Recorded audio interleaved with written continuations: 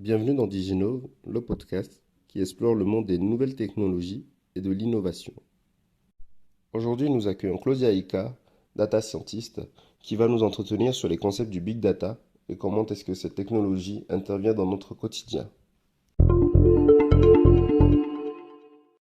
Bonjour, je m'appelle Claudia Aïka, ingénieure data scientist au laboratoire de recherche interdisciplinaire en intervention sociale, le LARIS. Au sein de ce laboratoire, je m'occupe essentiellement de l'administration et de la gestion des bases de données, de la construction de pipelines. Alors, un pipeline de données, c'est simplement un système qui va nous permettre de récupérer de la donnée, de la traiter, ensuite de la charger dans des bases et ce de façon automatisée. J'utilise également des outils mathématiques tels que les calculs stochastiques, les probabilités ou encore les statistiques dans différents projets de projection de population, par exemple. Et je fais également du machine learning, de la data visualisation sous diverses formes. Ça peut être des cartes, des graphes, etc. Et aujourd'hui, nous allons parler de big data.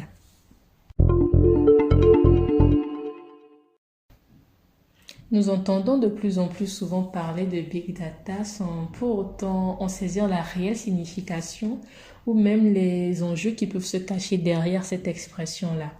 Alors pour mieux comprendre le big data, pour mieux appréhender ce que c'est que le big data, je vous propose d'abord de comprendre sa signification tout simplement ainsi que ses origines. Le terme big data signifie littéralement mégadonnées. Donc, lorsque l'on dit big data, on peut tout aussi bien dire mégadonnées ou encore données massives, c'est pareil. Le big data va donc correspondre à un nombre de données colossales qui vont nous permettre d'analyser de façon plus précise le monde, les entreprises, les marchés ou même les comportements grâce à des outils technologiques. Pour la petite histoire, le big data a été introduit à la fin des années 1990, mais ce n'est qu'à partir des années 2000, avec l'ascension des géants technologiques que nous connaissons très bien, qui sont Google, Amazon, Facebook et Microsoft, que le potentiel complet du big data a été révélé.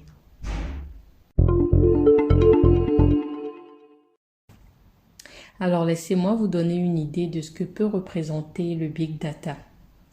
Imaginez que chaque seconde, c'est des dizaines de milliers de gigaoctets de données qui sont générées à travers le monde.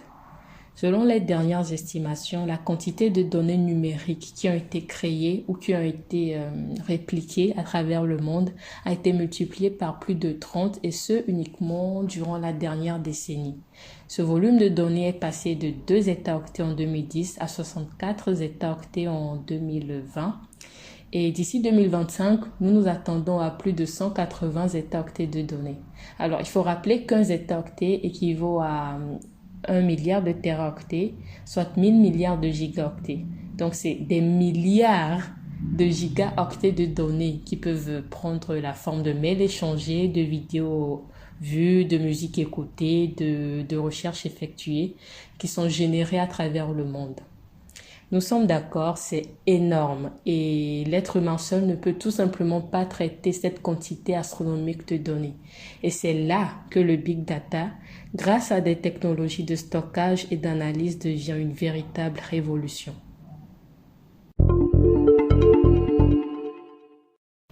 Nous avons déjà tous ou presque passé des commandes en ligne. Eh bien, lorsque nous surfons sur des sites de e-commerce comme Amazon par exemple, notre comportement de navigation et nos achats vont fournir des données qui contribueront à créer ce que l'on appelle notre profil consommateur. Ce sont ces données-là qui vont permettre de nous proposer des produits qui sont généralement adaptés à nos préférences. Un autre exemple d'entreprise qui utilise le big data, c'est Netflix. Généralement, lorsque nous regardons des séries ou des films sur Netflix, nous nous voyons proposer tout de suite après d'autres séries et d'autres films qui sont susceptibles de nous intéresser. Eh bien, Netflix utilise le big data pour analyser les habitudes de ces millions de téléspectateurs. Et en s'appuyant sur ces informations-là, Netflix peut anticiper quelles séries ou quels films sont susceptibles de tout simplement les intéresser et ainsi de les fidéliser.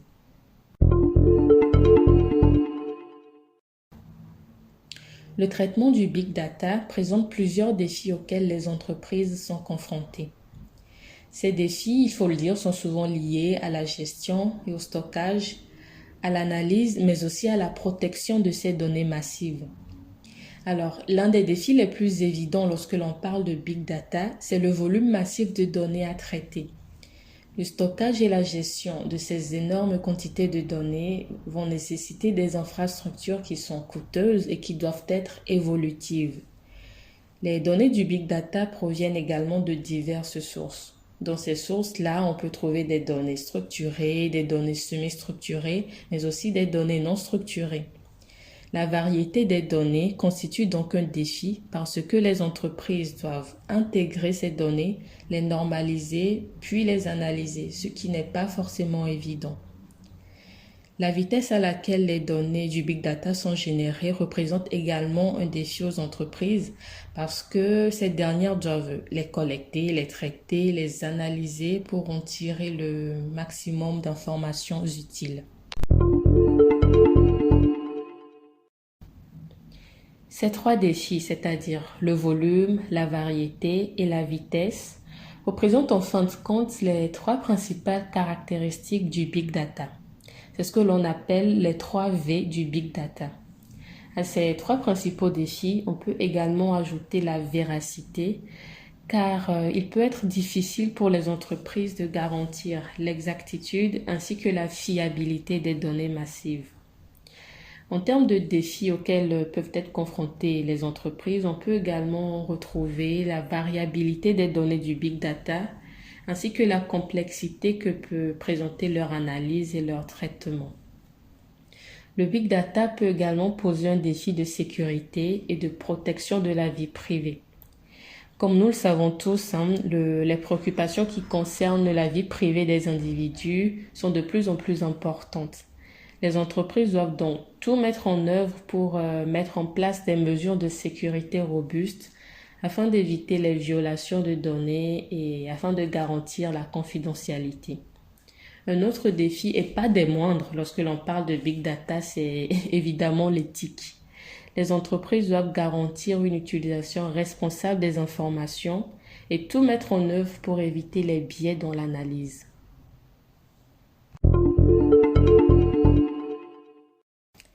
Le big data diffère de l'analytique traditionnelle tant en termes d'approche que d'objectifs et de capacité.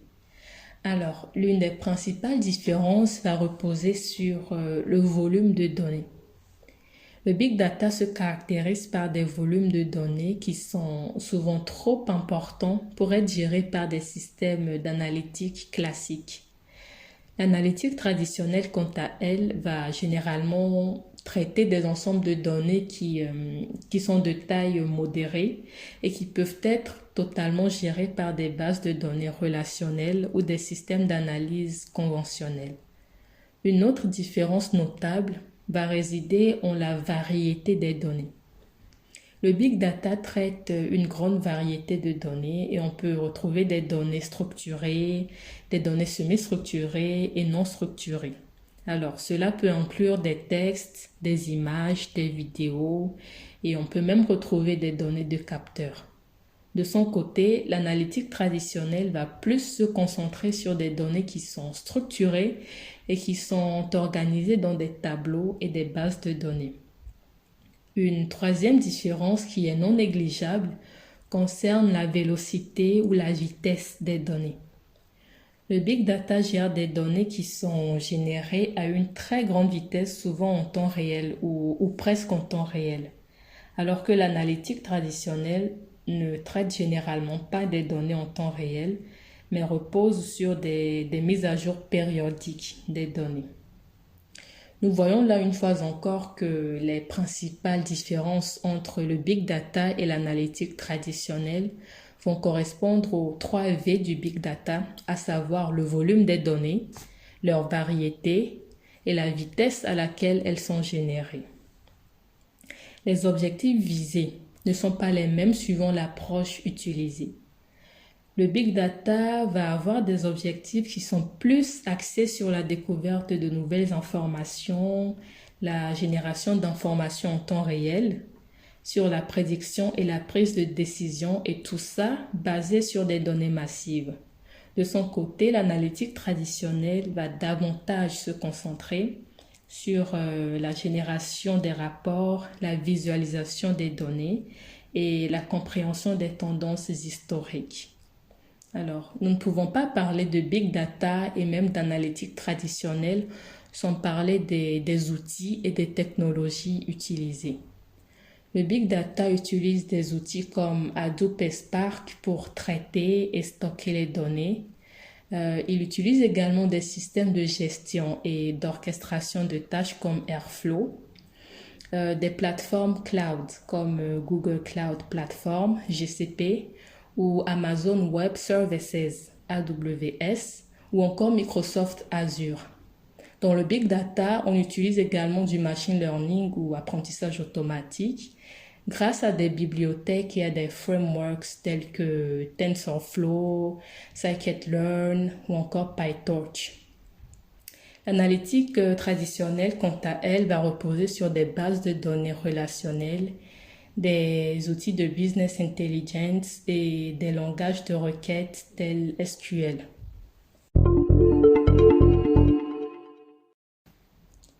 En termes de différence, on ne peut pas ne pas parler d'évolutivité. Alors, le big data est naturellement conçu pour être hautement évolutif. Cela signifie simplement que les ressources de stockage et de traitement peuvent être augmentées pour s'adapter à la croissance des données. Les systèmes traditionnels, quant à eux, peuvent avoir des limites en termes justement d'évolutivité et de gestion de volumes massifs de données. Le big data et l'analytique traditionnelle sont totalement légitimes. C'est-à-dire que ces deux approches ont leur place dans le monde de l'analyse de données et peuvent même être complémentaires dans de nombreuses situations.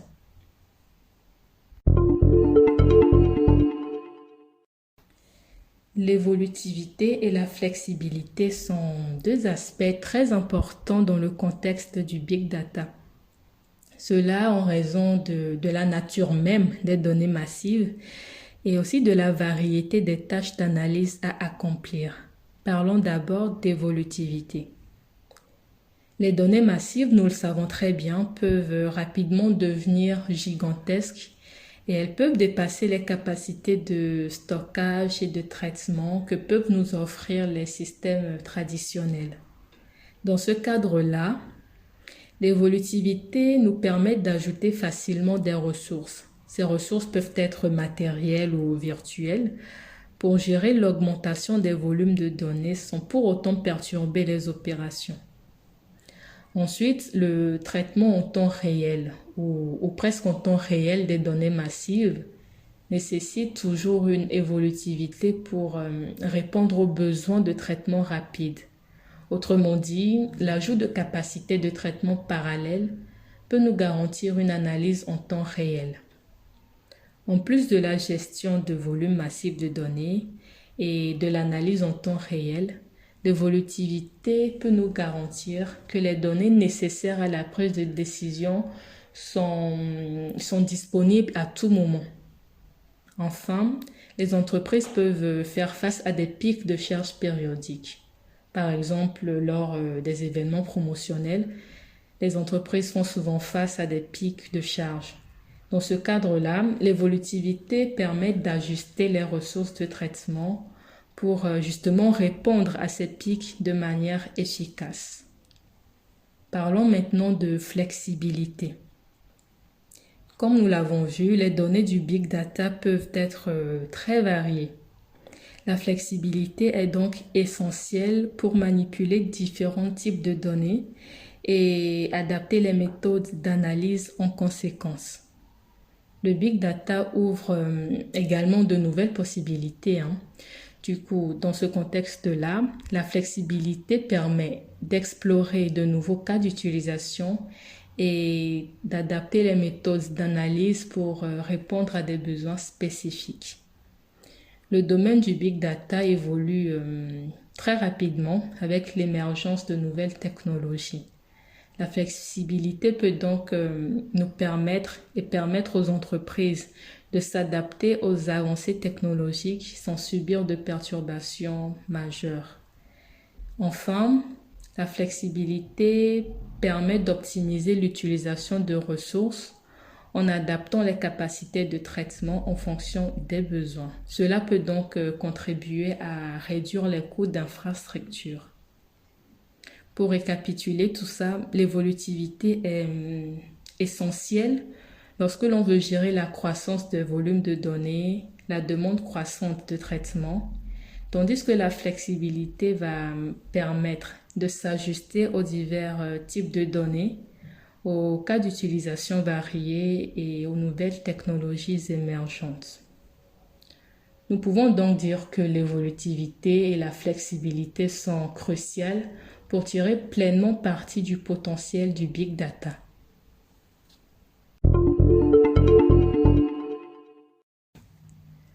Vous l'aurez compris, le big data, c'est bien plus qu'une simple tendance technologique. C'est surtout une révolution qui transforme la manière dont nous prenons des décisions et la manière dont nous comprenons le monde qui nous entoure. Au Laris, nous sommes fiers de disposer d'une équipe interdisciplinaire et qui comprend des ingénieurs data scientists qui sont des experts très passionnés dans le domaine du big data. Alors, n'hésitez surtout pas à nous contacter parce que le domaine du big data est un domaine qui est toujours en plein développement au Laris et nous sommes ouverts à la découverte de nouvelles opportunités. C'est pourquoi nous serions plus que ravis de discuter davantage, d'explorer de nouvelles perspectives et pourquoi pas de tout simplement partager nos connaissances avec vous. Je tiens sincèrement à remercier Diginov de m'avoir donné cette superbe opportunité de parler du big data. Et une dernière chose, restez curieux, restez engagés et continuons à découvrir ensemble les merveilles du monde du big data. À très bientôt dans de nouveaux épisodes. C'était donc Claudia Ika, au micro de Diginov, qui nous emmenait dans l'univers du Big Data. Nous espérons que cet épisode vous aura permis de vous projeter également dans cet univers. Et donc, n'hésitez pas à nous laisser un petit commentaire, un like ou à le partager dans vos différents réseaux. Donc, c'était Diginov, le podcast des nouvelles technologies et de l'innovation.